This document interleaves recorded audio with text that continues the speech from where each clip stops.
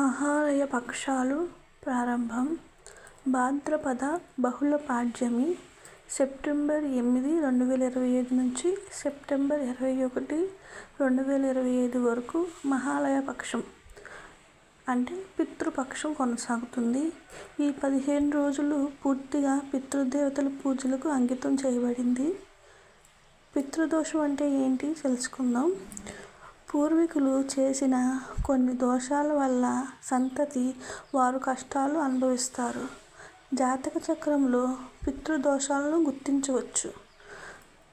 అందులో మనకు ప్రధాన ఫలితాలు ముఖ్యమైన పనుల్లో ఆటంకాలు, స్త్రీలకు అకాల విధవత్వం, మానసిక సమస్యలు, సంతానం వల్ల కష్టాలు. పితృరుణం తీర్చుకోవడం ఎందుకు అవసరం? ప్రతి మనిషి తన జీవితంలో పితృరుణం తీర్చాలి. దీనివలన పితృలు తృప్తి చెందుతారు, వారికి ముక్తి లభిస్తుంది, వంశస్థులు సుఖ సంతోషాలతో జీవిస్తారు. మహాపక్షంలో చేయాల్సినవి: ప్రతిరోజు తర్పణం, శ్రాద్ధం చేయాలి. పితృతిథి తెలిసిన వారు ఆ రోజు శ్రాద్ధం చేయాలి. తెలియని వారు మహాలయ అమావాస్య సెప్టెంబర్ 21, 2025 నాడు తప్పనిసరిగా శ్రాద్ధం చేయాలి. ఈ రోజుల్లో శుభకార్యాలు చేయరాదు. శ్రాద్ధ ప్రాముఖ్యత: ఈ కాలంలో సూర్యుడు కన్యారాశిలో ప్రవేశిస్తే పితృలు భూమికి వస్తారని పురాణాలు చెబుతున్నాయి.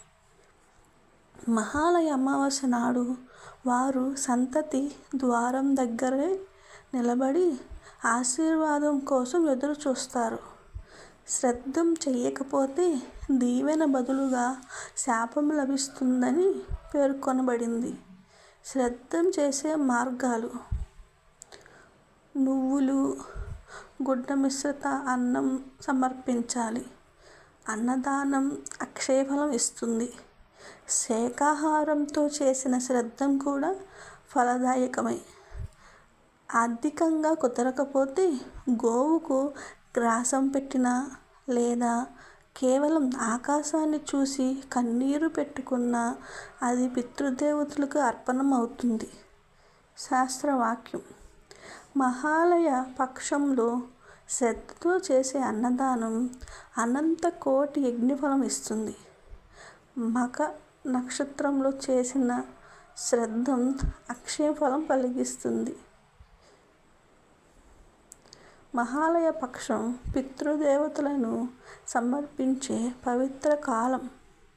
పితృకార్యాలు నిర్వహిస్తే వంశ పరంపరను కాపాడుతుంది.